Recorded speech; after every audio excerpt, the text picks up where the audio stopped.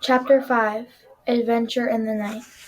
When Ralph had mastered riding the motorcycle on the threadbare carpet, he went bumping over the roses on the less worn parts under the dresser and the bedside table. That was fun, too. "Hey," whispered the boy, "come out where I can see you." Rub-a-ba-ba-ba. Ralph shot out into the moonlight, where he stopped, sitting genuinely on the motorcycle with one foot resting on the floor. "Say," he said, how about letting me take her out in the hall? Just for a little spin to see how fast she'll go. Promise you'll bring it back?" asked Keith. "Scout's honor," answered Ralph, who had picked up many expressions from children who stayed in 215. "Okay, I'll tell you what," said Keith. "You can use it all night, and I'll use it in the daytime. I'll leave the door open an inch so you can get in. That way you can ride it up and down the hall at night." "Can I really?" This was more than Ralph had hoped for. "Where do you want me to park it when I come in?" he asked. "Some place where the maid won't step on it," answered the boy. "That's easy. Under the bed. She practically never cleans under the bed." Yes, I know. Agreed. Agreed Keith. "I looked. There are a lot of dust and mice back there. Please." Ralph was pained. "Oh, sorry," said the boy. "That's what my mother calls a bunches of dust fluff under my bed." "My mother doesn't," said Ralph. Now how about opening the door?" The boy put his hand on the doorknob. "You won't let anything happen to my motorcycle, will you?" he asked. "You know I won't let anything happen to a beauty like this," said Ralph. See that you don't. And don't stay out late." The boy opened the door and permitted Ralph to put out into the dim light of hall. Ralph had a scary feeling he was on the threshold of adventure, and there were no beds or chairs for him to dart under in case of danger. The floor creaked. Someone was snoring in room 214 across the hall. Outside, in the pines, an owl hooted, sending prickles up Ralph's spine. Ralph controlled the trembling of his paws while he hesitated outside the door, to consider the possibilities of the hall, which was carpeted down the center, leaving two smooth highways of bare floor on either side along the baseboards. It did not take Ralph long to decide what to do. He picked up his tail, took a deep breath, bent low over the handlebars, flattened his ears, and sped down the straightaway as fast as the motorcycle would go. He could feel his whiskers swept back by the force of his speed. It was glorious. Ralph had never ventured so far from home before. The old wooden hotel, cooling, and the night air snapped and creaked. But Ralph was brave. He was riding a motorcycle. He passed room 213, ran out of breath, and let momentum carry him past another noisy snorer in room 211. On down the hall to the elevator, the mysterious elevator that carried people to a wonderful place Ralph had heard so much about, the ground floor.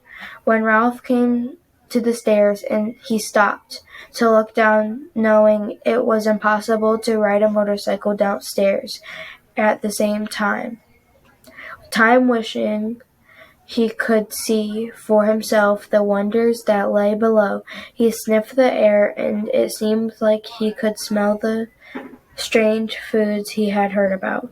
Cinnamon buns with sticky frosting, turkey stuffing, and pancakes with maple syrup. A ray of moonlight from a window glinted onto the glassy eye of a mounted deer's head over the stair landing and startled Ralph, sending him off down the hall, past the broom closet and the linen room to the end of the hall, where he executed a sharp turn and started back. Exhilarated by speed, Ralph raced up and down.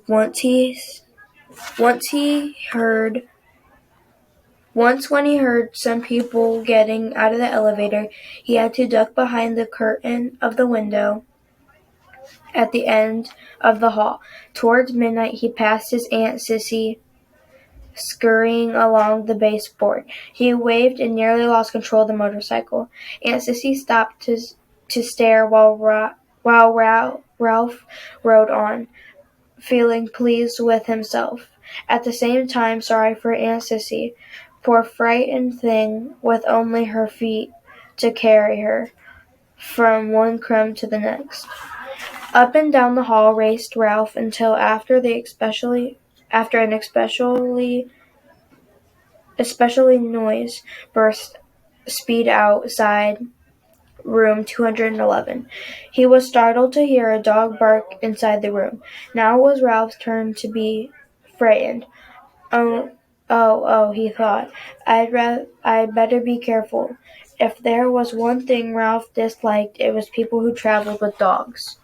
Dogs always sniffed around where they had no business sniffing. Once a dog even barked into a mouse hole in room 215. It was days before Ralph's mother got over that. Ralph heard someone moving around inside room 211 and looked back over his shoulder. He saw the door open and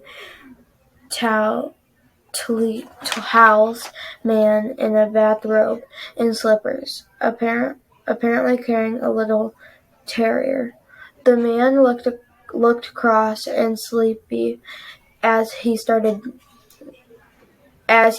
down the hall toward the elevator with his dog. He was walking straight towards Ralph, realizing he was taking a chance. Ralph speeded up the motorcycle. If he turned and headed back to room 215, he would have to pass that man. It was better to continue towards the elevator and hope he could find a place to hide.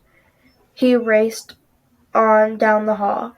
The wild barks from the little terrier told Ralph that he had been seen by the dog, if not by the man. "Shut up," muttered the man to his dog. "I'm going to walk you. You don't have to wake up the whole hotel." Ralph reached the elevator, where he drove around behind the ashtray on stand beside the floor. He stopped and waited, tense and frightened. Outside, an owl hooted, while silent and hooted again. A sudden breeze rattled windows and banged a door. Ralph's teeth began to chatter.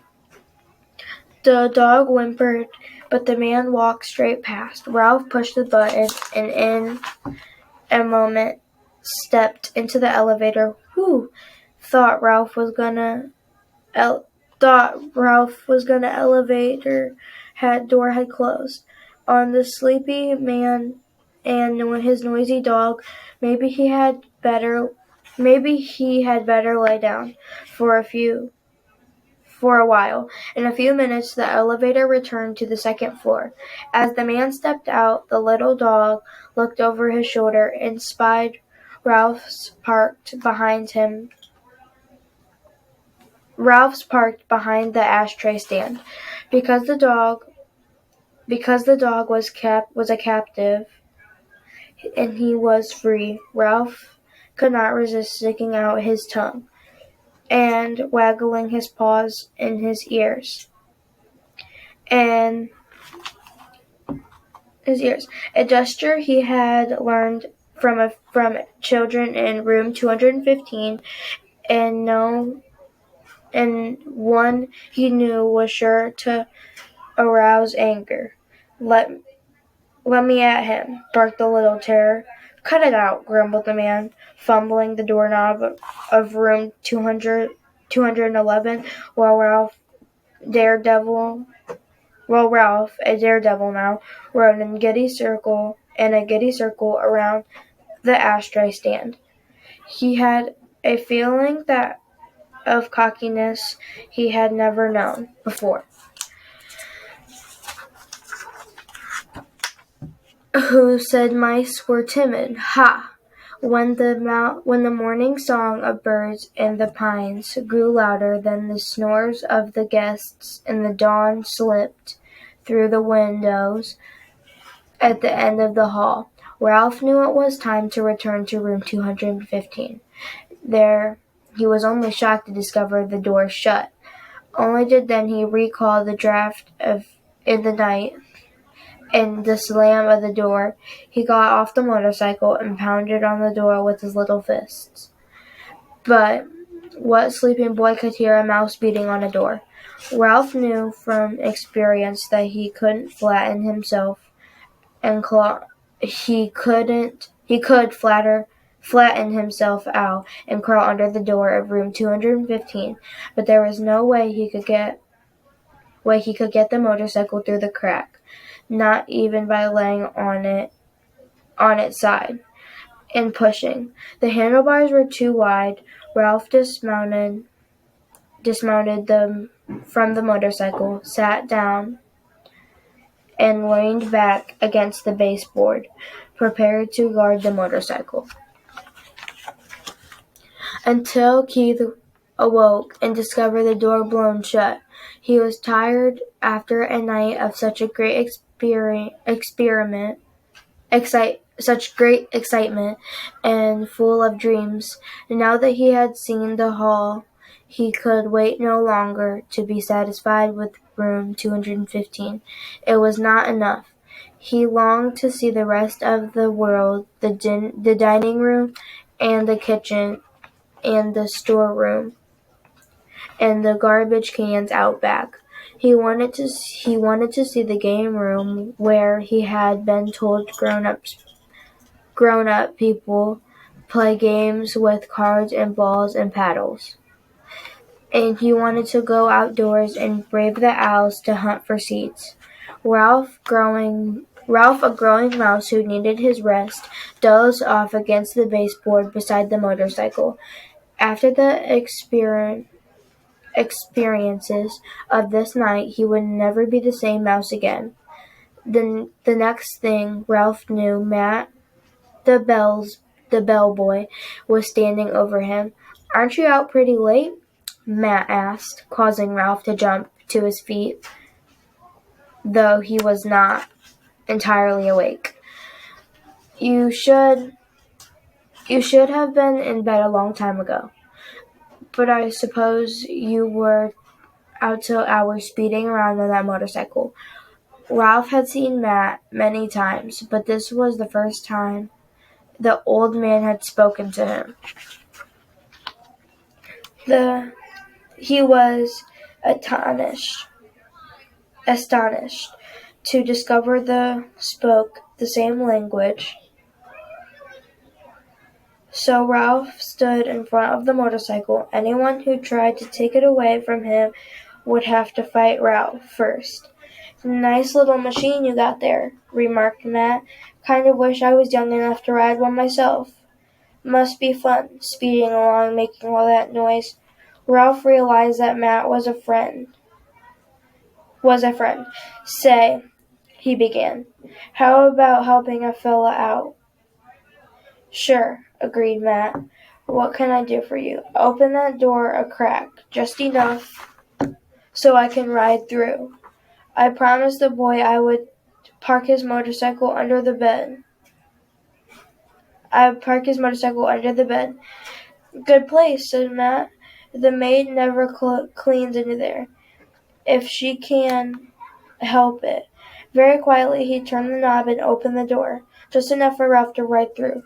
Ralph bumped up over the edge of the carpet, swung around the wastebasket, and beside the table and the bedside table, and was about to drive under the bed when "Eek!" screamed the boy's mother, who was standing in the doorway between 215 and 216 in her bathrobe, with her hair up on rollers.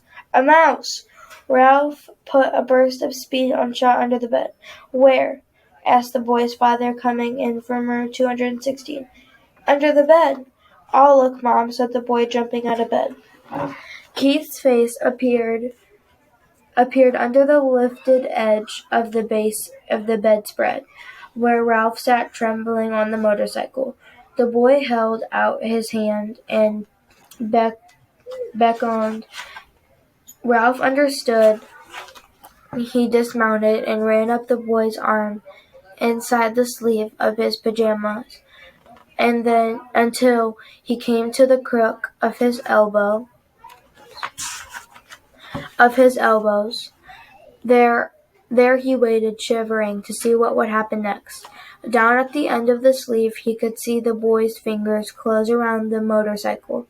Then he felt himself being lifted as the boy rose from his hands and knees. "It's just my motorcycle," Keith said. "Yes, that's it," agreed his mother. The door opened, and the mouse rode in. The boy's father began to laugh. You are still dreaming." "But I'm positive," insists the boy's mother, "that you saw a mouse on the little red motorcycle," finished the boy's father, and laughed even harder. "You make it sound so ridiculous," objected the mother. "Well," father snorted with laughter. "Well, perhaps I was dreaming," admitted the mother ridiculously, "but I know I saw a mouse. I'm positive, and I'm going to report it to the management. I know the minute we moved into the spookily old place that it had mice. Now I've done it," threw Ralph inside the pajama sleeve.